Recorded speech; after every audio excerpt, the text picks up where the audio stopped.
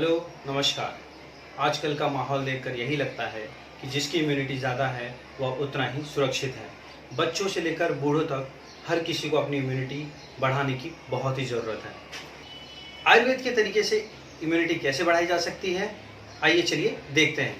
नमस्कार, मेरा नाम है आयुर्वेदाचार्य कृष्णा और आप देख रहे हैं मेरा चैनल मिरेकल्स ऑफ आयुर्वेद का चमत्कार।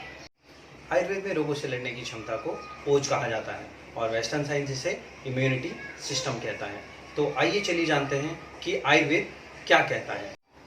महर्षि वाग्भट अष्टांग हृदय के 10वें अध्याय में मधुर रस का वर्णन करते वक्त ऐसा कहते हैं, मधुरो रसः आजन्मसात्म्य कुरुते धातुनाम प्रबलम बलम।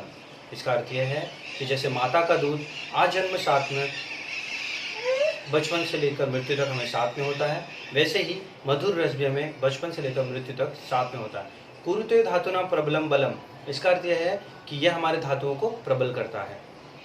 महर्षि वाग्भट दूसरी लाइन में कुछ ऐसा कहते हैं, बाल वृद्ध क्षतक्षीणो वर्णकेशो इंद्रियो ओजसाम। बच्चों के लिए, बूढ़ों के लिए, क्षत यानी किसी को छाती पर मार लगी हो, क्षीण यानी जिसकी धातुएं क्षय हो गई हो, वर्ण यानी सुंदरता के लिए, केश मतलब बालों के लिए, इंद्रियों के लिए, और ओजस यानी ओज बढ़ाता है। महर्षि वाग्भट तीसरे लाइन में कुछ ऐसा कहते हैं, आयुष्यो जीवन स्निग्ध पित्त अनिल विशापः।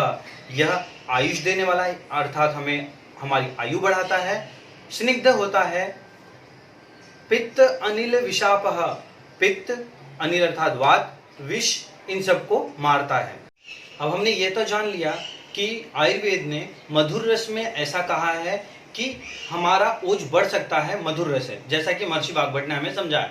अब हमें यह भी जानना होगा कि मधुर रस कौन कौन से और कैसे मिल सकते हैं। तो उसके लिए महर्षि वाग्भट ने 10वें अध्याय में उन्होंने मधुर स्कंद करके एक वर्णन किया है। उसका वर्णन में उन्होंने कुछ फलों का नाम दिया है। तो आइए जानते हैं वह क्या है।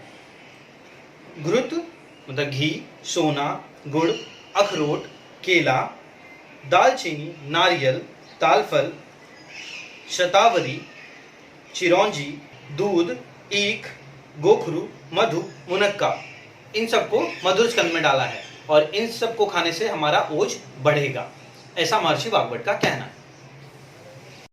यह तो हमने जान लिया कि आयुर्वेद में ओज इसे ही इम्यून सिस्टम कहते हैं। तो आइए जानते हैं वेस्टर्न साइंस क्या कहता है। वेस्टर्न साइंस का कहना है इम्यून सिस्टम यह हमारे बॉडी का डिफेंस सिस्टम होता है। बाहर से आने वाली जो भी पार्टिकल्स होते हैं जैसे वायरस, बैक्टीरिया और फंगल इन्फेक्शंस, जब ये हमारे बॉडी पे अटैक करते हैं तो हमारा जो डिफेंस सिस्टम है ये इन पे एक्ट करता है और हमें रोग नहीं होने देता।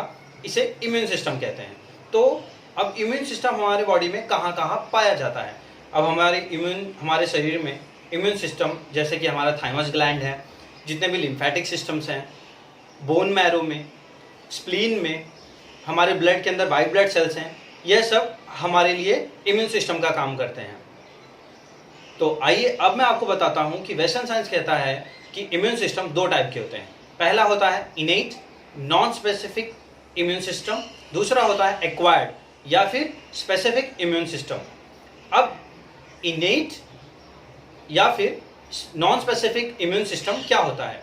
इनेट जो होता है वो नेचुरली होता है, जैसे कि जन्म से जो हमें मिलता है, जो हमारे शरीर में होता है। इसमें दो टाइप होते हैं। पहला टाइप एक्सटर्नल डिफेंस, दूसरा इंटरनल डिफेंस। अब एक्सटर्नल डिफेंस में आ गया हमारा स्किन। तो जब हम स्किन की बात करते हैं, कोई भी इन्फेक्शन जब सबसे पहले हमें होता है तो हमारे स्किन पे होता है और हमारे स्किन के अंदर होता है एपिथेलियल सेल। एपिथेलियल सेल जैसे ही कोई इन्फेक्शन हमारे बॉडी में आता है तो सबसे पहले हमारे स्किन के अंदर की जो एपिथेलियल सेल्स हैं ये उन्हें मारते हैं।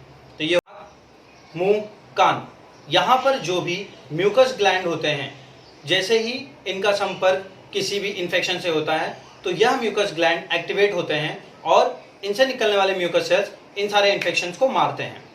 आइए अब जानते हैं जो दूसरा टाइप है इंटरनल डिफेंस सिस्टम। अब इंटरनल डिफेंस सिस्टम में आता है, एक आता है फैगोसाइट, दूसरा आता है नेचुरल किलिंग सेल, तीसरा आता है इन्फ्लेमेशन और चौथा आता है एंटी माइक्रोबियल एंटीबॉडीज। अब जानते हैं एक एक करके। फैगोसाइट क्या होता है। फैगोसाइट एक मैकेनिज्म होता है, एक प्रोसेस होता है, एक विधि होती है जिसमें व्हाइट ब्लड सेल्स इन्फेक्शंस को खा जाते हैं। दूसरा होता है नेचुरल किलिंग सेल। समझिए कोई सेल इन्फेक्टेड हो गया अब वो इन्फेक्टेड सेल के अंदर ग्लाइकोप्रोटीन होता है। ग्लाइकोप्रोटीन परफोरिन नाम का सब्सटेंस रिलीज करता है और वह तुरंत रिलीज होके सबसे पहले इन्फेक्शन को खत्म करता है, इसलिए इसे नेचुरल किलिंग सेल्स कहते हैं।